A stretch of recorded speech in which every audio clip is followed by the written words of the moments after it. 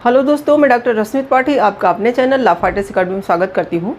दोस्तों, आज के सेशन में जो मैं केस लेके आई हूँ वह सुप्रीम कोर्ट का लेटेस्ट केस है और यह केस बहुत ही इम्पॉर्टेंट है।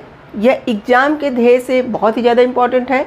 जो बच्चे जो है जुडिशरी की तैयारी कर रहे हैं उनके लिए बहुत ही इम्पॉर्टेंट केस है, क्योंकि यह सुप्रीम कोर्ट का लेटेस्ट केस है और यह जो केस है वह अटेम्प्ट टू मर्डर को लेके है, यानी कि हत्या का कोई प्रयास करता है।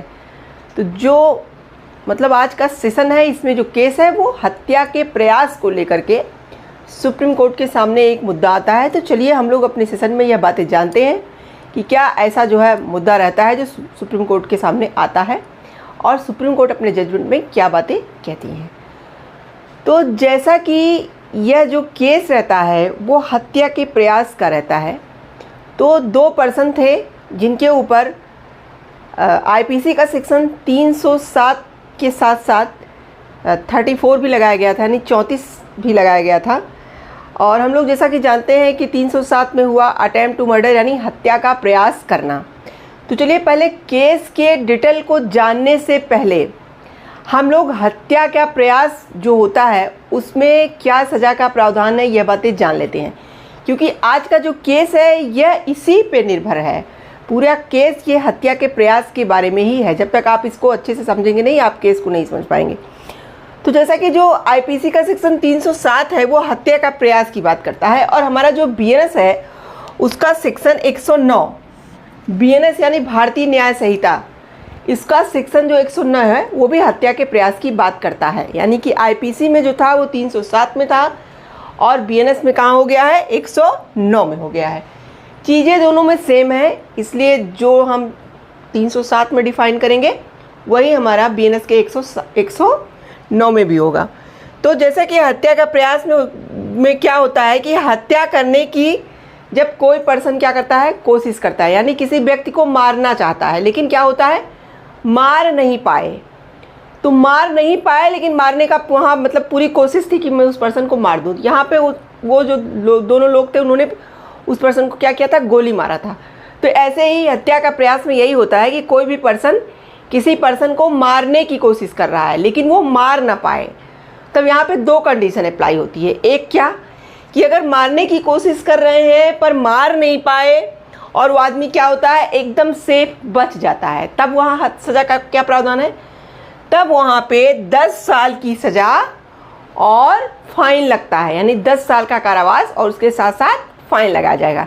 लेकिन अगर आपने हत्या करने की कोशिश की और वो व्यक्ति क्या हुआ, वो व्यक्ति मरा तो नहीं लेकिन उसको कुछ चोट लग गई, यानी कि वो चोटिल हो गया, किसी तरह की चोट लग गई, उसको कोई प्रॉब्लम आ गई उसके शरीर में आपके मारने के कारण, तब वहाँ पे क्या सज़ा का प्रावधान है, तब वहाँ पे कहा गया है कि आजीवन कारावास होगा उस पर्सन को, या फिर जो पहले कंडीशन में यानी कि 10 साल का कारावास और फाइन लगाई जाएगी। ये है मतलब दो कंडीशन, हत्या के प्रयास में क्या सज़ा मिलेगी। तो यहाँ आप चलिए हम लोग केस को कंटिन्यू करते हैं। तो जैसा कि जो हमारा केस था उसमें क्या था, दो पर्सन ने जब एक पर्सन को गोली से मारने का प्रयास किया, यानी गोली से मारा लेकिन वो पर्सन मरा नहीं, मरा तो नहीं लेकिन उसको जो है ऐसी जगह चोट लगी कि उसकी रीढ़ की हड्डी में कुछ प्रॉब्लम्स आ गई, जिसके चलते वो व्यक्ति लकवाग्रस्त हो गया, यानी कि व्यक्ति को चोट लगी और वो लकवाग्रस्त हो गया। अब इन लोगों के ऊपर जो है केस किया जाता है, तो आईपीसी का सेक्शन 307 और 34 लगाया जाता है। जब मामला ट्रायल कोर्ट में पहुंचता है तो ट्रायल कोर्ट ने क्या किया, ट्रायल कोर्ट ने इन लोगों को दोषसिद्धि देते हुए क्या किया कि 14 साल का कठोर कारावास दिया, उसके साथ साथ फाइन लगाया, 1,50,000 की फाइन लगाया और 14 साल का कठोर कारावास दिया। तब इन लोगों को ये बात समझ में नहीं आई। इन लोगों का ये जो है, ये लोग अपनी आगे हाई कोर्ट में बातें बढ़ाया, मतलब हाई कोर्ट गए। तो हाई कोर्ट में क्या हुआ, हाई कोर्ट में भी जो है ट्रायल कोर्ट की सज़ा को बरकरार रखा। उन्होंने कहा कि जो ट्रायल कोर्ट ने सज़ा दिया है वो सही दिया है। अब देखिए मामला हाई कोर्ट से पहुंचता है सुप्रीम कोर्ट।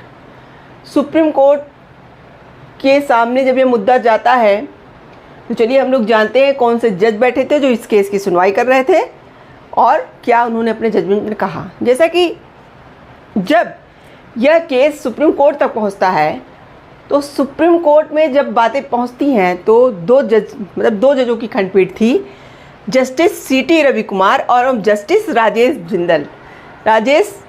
बिंदल की, दो लोगों की जो बेंच थी, उन लोगों ने पहले पूरे मामलों को सुना और जाना।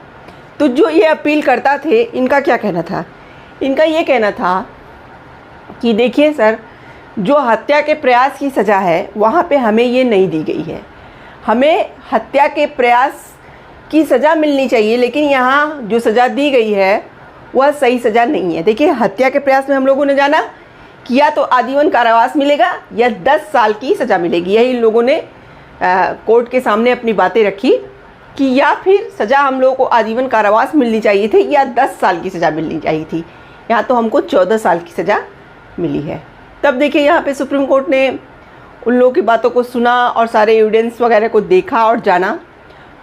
तो वहाँ पे कोर्ट ने कहा कि हाँ, ये बात तो सही है कि जैसा कि हमारा आईपीसी का सेक्शन 307 हो या बीएनएस का सेक्शन 109 हो, दोनों ये बातें यही कहती हैं कि हत्या के प्रयास की कोशिश जो भी व्यक्ति करता है वहाँ पे या उसे आजीवन कारावास मिलता है या 10 साल के सज़ा और फाइन लगाया जाता है।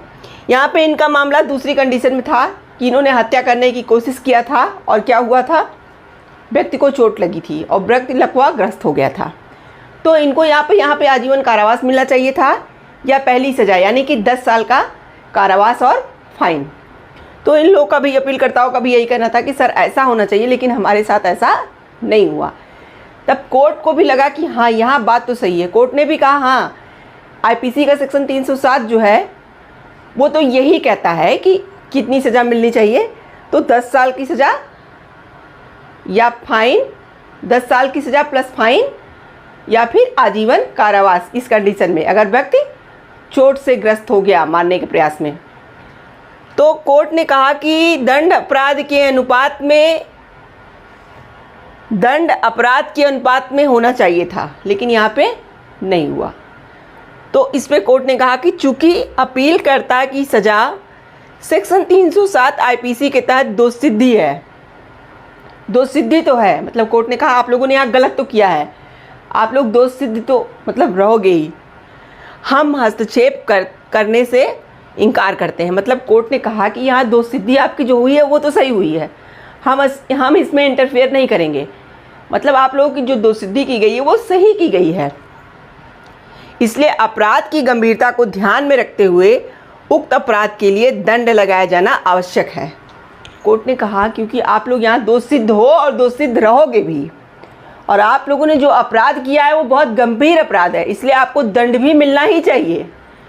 और इसके साथ ही साथ कोर्ट ने कहा चूँकि हम सज़ा को बदलकर आजीवन कारावास करने का प्रस्ताव नहीं कर रहे हैं, जैसा कि कोर्ट का यहाँ ये कहना था कि अगर ट्रायल कोर्ट और हाई कोर्ट ने कुछ सोच समझ के ही आजीवन कारावास नहीं दिया तो हम भी आजीवन कारावास आपको देने की बात नहीं कर रहे हैं, लेकिन एकमात्र विकल्प अब हमारा क्या बचा कि कारावास की अवधि जो 14 साल है उसको कम कर दिया जाए।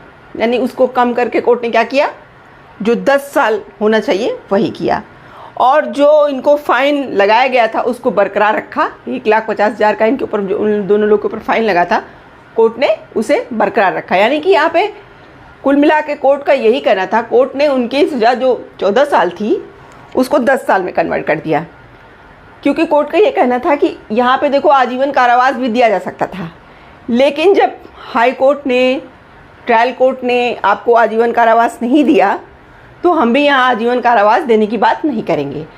तो यहाँ पे कोर्ट ने, मतलब सुप्रीम कोर्ट ने इन्हें 14 साल की जगह 10 साल कर दिया। बाकी फ़ाइन इनका जितना जो है ट्रायल कोर्ट और हाई कोर्ट ने कहा था वही रखा गया। तो ये था पूरा सुप्रीम कोर्ट का जजमेंट। देखिए, इस केस से यही बात हमको समझ में आई कि यहाँ कोर्ट का कुल मिला के यही कहना था कि जो दंड होता है वो अपराध के अनुपात में होना चाहिए हमेशा, यानी कि जो हमारे कानून में लिखा गया है उसी अनुपात में होना चाहिए।